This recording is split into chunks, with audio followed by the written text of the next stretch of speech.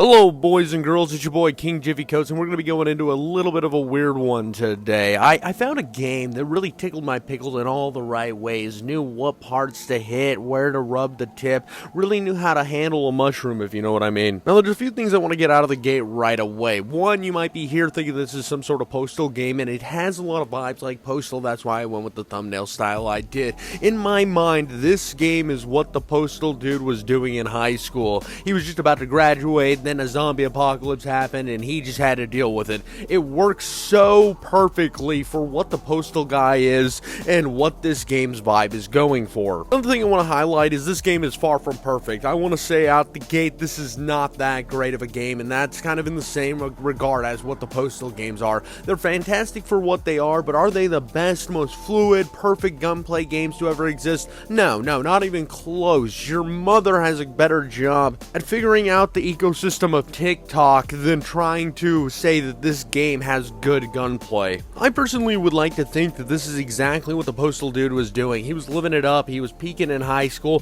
he had himself a banger of a girlfriend who just happened to turn into a zombie, and he had to go out and save her, trying to get her back. And when you see that she's a zombie, there's not a lot of chances in your head of how you're gonna get her back to being non-zombified, which in my head canonically leads him into marrying the bitch. She's just like the other girl. Used to be a supermodel, now she's just a fat slob living in an RV.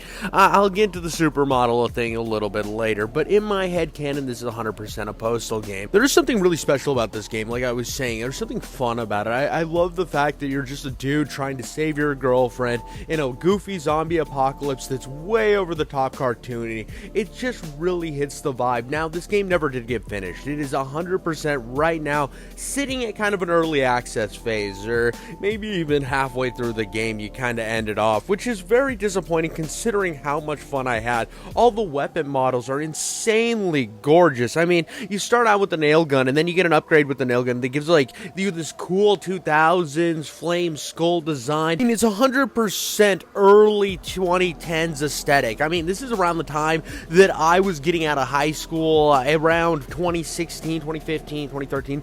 I know this game came out in that era, and you can feel the vibes. You know that things in that era, such as John Tucker Must Die, American Pie, and other type of National Lampoon style comedy films were a huge impact on the writing inside this game. This game 100% wants to be National Lampoon's Zombie Apocalypse High School. If it was a movie, that would be the name. I am guaranteeing you that right here and right now. And to be honest, I feel like there's not enough games that lean into the comedy of what can happen with a lot of these type of scenarios. I feel like there's stuff like High on Life that did a pretty decent job melding the action of a first-person shooter with the comedy such as you see in cartoons and film. And yet I look at this and I think that it does the job even better before High on Life even had a chance to do it. When you first get into a room with the cheerleaders whose sexiness power up the male zombies, that is just brilliant writing while running around with a slug shotgun.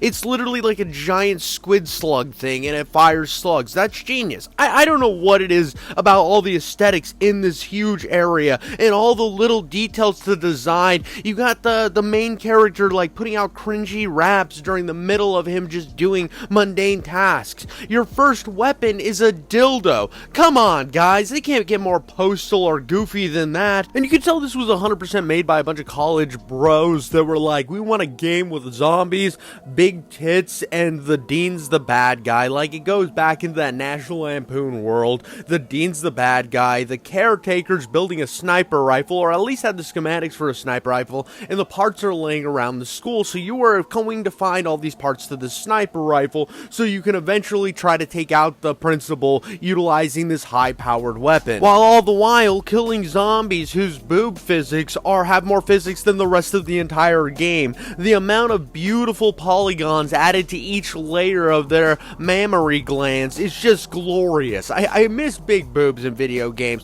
What can I tell you? It's funny. It's used correctly. It can be an incredible tool. I mean, it's just like if you put a dude in with a giant wiener, even if it's a black box and he's just running at you, it can be very funny. I like a good sex joke or a utilization of the features on male men and women that we hold so dear. We cover them up, we hide them. So to make like some characters that really have it over the top, I don't know, it sells, it's cool. And one of the other funny things is you're trying to save the last supermodel who is alive in the entire world. She is a super sexy supermodel, and you gotta save her. You're the last man on earth, she's the last girl, even though you dearly love your girlfriend, which is kind of a cute sentiment. I did kind of like the fact that he was sitting here like, wow, damn, she's a smoking babe. But hey, I'm a monogamous guy. I don't mess around like that. You might have the most sexy milk juicers in the world, but listen, lady, listen.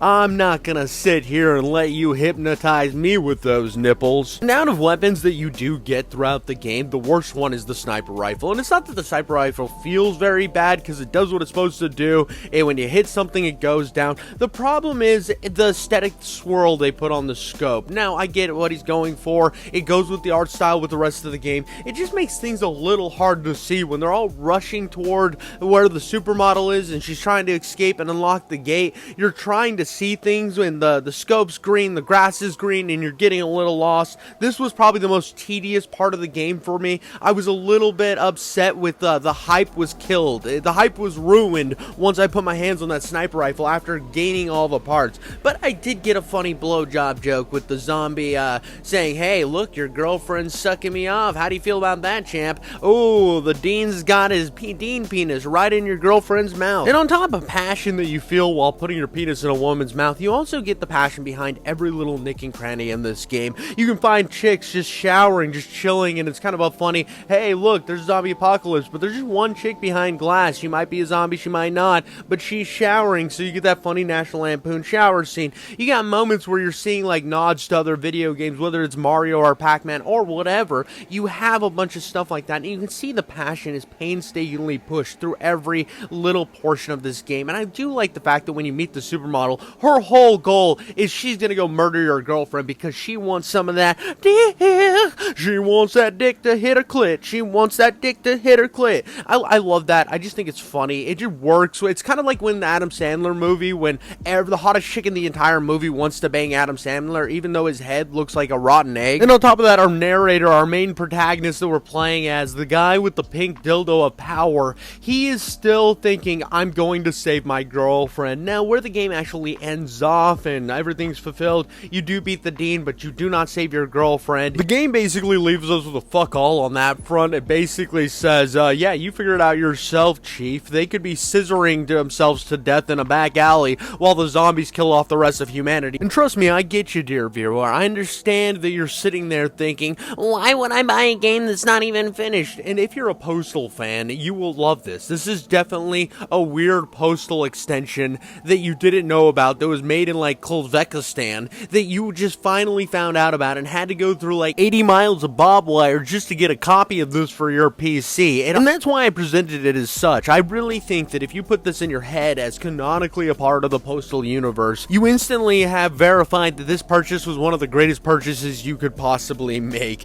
I mean, come on, who doesn't want to see the Postal Dude running through high school trying to save his bimbo zombie girlfriend while a bimbo supermodel is wanting to suck your cock? I mean, in all reality, this game truly does slap clit. Now that we've gotten my opinions on the game and my full little breakdown of everything, I really want to get into what the developer had to say. And his name is Carlos Fernandez de Vego. Now, I might have butchered that, but come on, give me a little break. I had two options: say it in my narrator voice or go, Carlos Fernandez, which I didn't know which was going to be more offensive, me butchering the name or doing a terrible Antonio Banderas impression. We did write a short film last year. I don't know if it's hit at theaters near you or what's going on with it. I saw that it had gone around some film festivals and done decently well. It's called Kafune. It's about a little child who drops her doll into a swimming pool and is instantly thrust back into her life as a refugee where a boat wrecks and kills her entire family, and she was the sole survivor. And I'm just not going to make comments on that after making 8,000 boob, clit, and penis jokes. I don't know, it just doesn't feel right talking about a girl losing her entire family and then being like, hey, nice tits, guys. But here's where I gotta get into this little bit of sad news. So initially, the developer was down to answer some questions. He said, yeah, shoot them away,